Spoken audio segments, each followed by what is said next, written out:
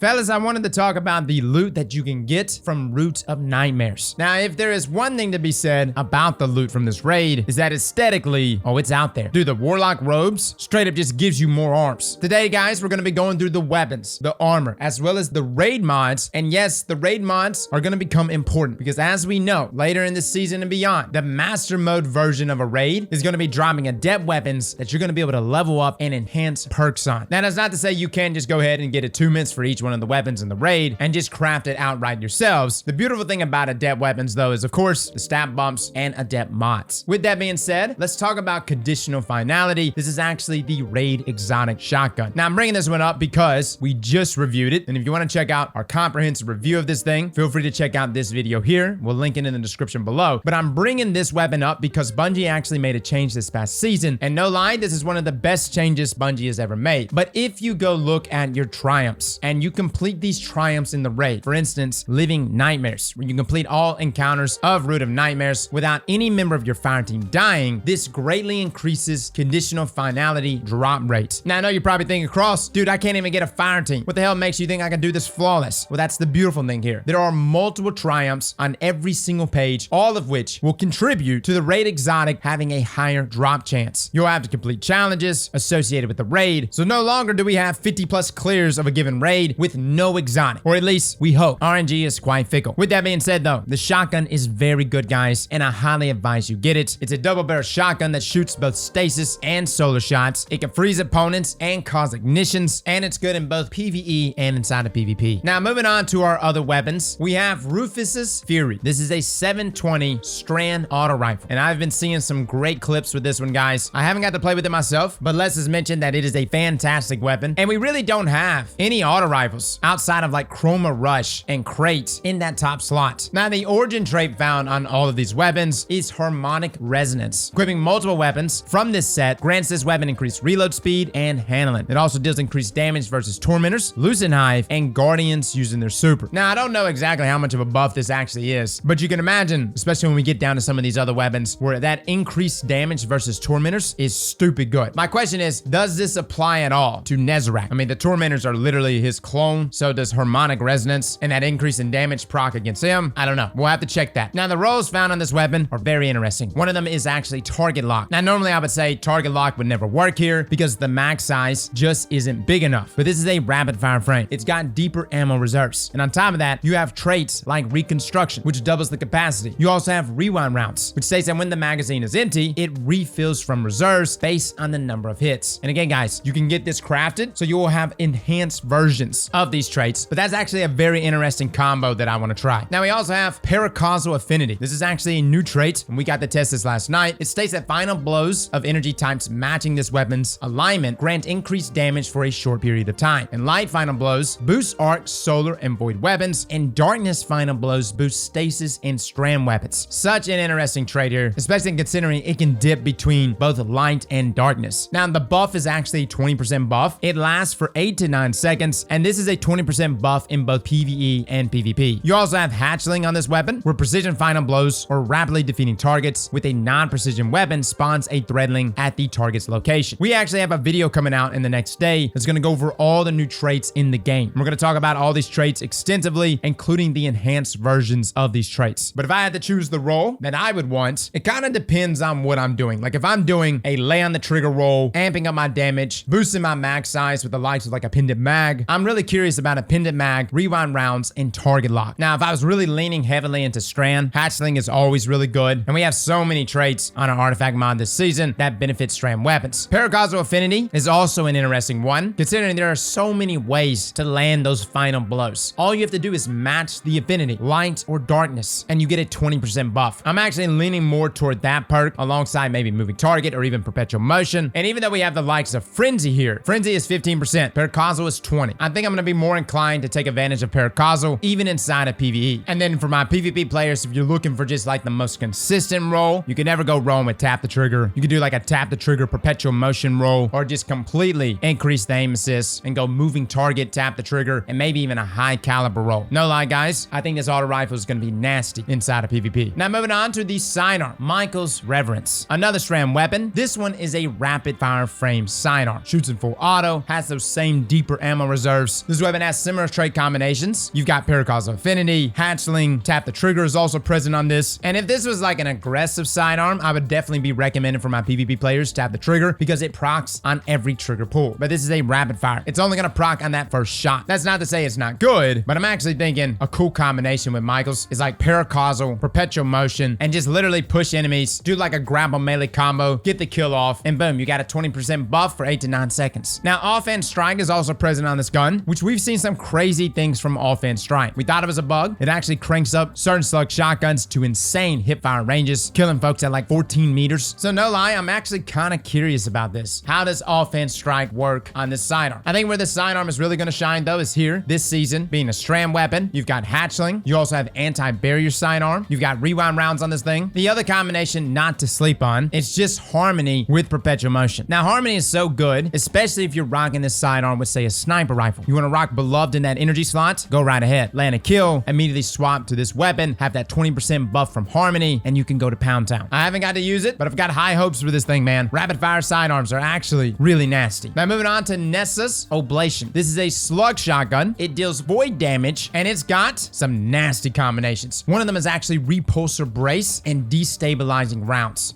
Of all the things on this list, guys, that is like the one I want. Like, that is so good. Destabilizing Rounds, final blows cause nearby targets to become volatile, and then Repulsor Brace, defeating void debuff target grants overshields. So you can see this combination, the synergy here. Every time you're getting a kill, you're spreading volatile, you're following up with some kills on them, defeating those debuff targets, it's feeding you an overshield. And considering we have so many artifact mods this season that benefit void, this is such a nasty combination. Now, the other thing that I want to look into is actually Repulsor and Vorpal. I have to do some testing here, guys, but here recently we discovered that ignition scale with weapons that have Vorpal, or most notably, when you have a Vorpal weapon in your hand. We did a build here recently with Kel'Garath and Incandescent, and essentially we would land a melee kill with Weavers. This would actually proc Incandescent, even though it's not supposed to. It does here with Weavers, but then we would swap to a weapon that has Vorpal. This actually would scale the Scorch, thus creating ignitions more consistently. Now, I'm not sure if Volatile scales in the same way. This 100% has to be tested by us. Personally, I don't think it's going to affect Volatile because you're just spreading debuffs, right? The Volatile explosions are just an effect of that. It's not actually scaling. I got to do some testing, but I will say this: Repulsor Brace, Destabilizing Rounds, that roll right there looks beautiful. Now, considering this is a special weapon and you're looking to do some damage, and if you don't have a first in, last out, hell, fellas, you've got a Reconstruction Vorpal roll right here. And if not that, you have 4 times the Charm Vorpal. Again, special weapons still do 15% damage with Vorpal. It's still a nice bump against bosses. And if we ever find ourselves back in a double slug meta, boom, you've got your roll there. Now, for my PvP players, this weapon does have opening shot, but there's really nothing in that first trait column that I'm impressed with. There's nothing there that's really boosting things. The only thing maybe that you can utilize is Repulsor and opening shot and do like a Gerfalcon combo here. There's also a variety of ways this season with artifact mods to gain volatile, but at the same time, when those artifact mods go away, Gerfalcons is going to be back in use again. Now, moving on to the Trace Rifle, Acasia's Dejection. By the way, guys, don't sleep on Trace Rifles. I was using Double Special all day during the day 1 raid, and the Trace Rifle Hollow Denial, which we never actually reviewed, I wish we did, and we're probably still going to put out a review on it, carried me throughout the entire raid. With that being said, though, this is a solar Trace Rifle, and yes, you already see the combinations: Incandescent, Rewind Rounds, beautiful stuff here, guys. On top of that, you can get these enhanced. You also have Target Lock if you want to take a more damaging approach. Just make sure to boost that mag size. Now, Keep Away is also present on this Trace Rifle, which, by the way, this is low-key one of the best traits this season. It increases reload, range, and accuracy when no combatants are in close proximity. We're going to be talking about this trait more extensively tomorrow, but you can feel the accuracy bumps that it gives. I'm actually curious about doing a Keep Away high-impact reserve combination. And the reason why I bring that up is because time to kill wise, Trace Rifles are actually pretty good at 0.73 seconds. However, they require 11 crits, 1 body. You got to really land those crit shots in order to reach that time to kill. But with high impact, and given our ammo economy inside of Crucible, you're probably going to be on the back half of that mag, which is enough to pretty much guarantee you a kill. And again, we're not looking to drop the TTK value down. We're just trying to maintain that 0.73, but with more forgiveness. Now, moving on, we have the grenade launcher, Koraxis' Distress. Dude, I cannot wait to get into the lore of this. This is actually a strand grenade launcher. Now, GLs for the most part got a bump this past season, but they're still not like the meta. This one doesn't look like a major damage dealer. I know it's got things like Surrounded on it, and maybe you can proc that. By the way, Surrounded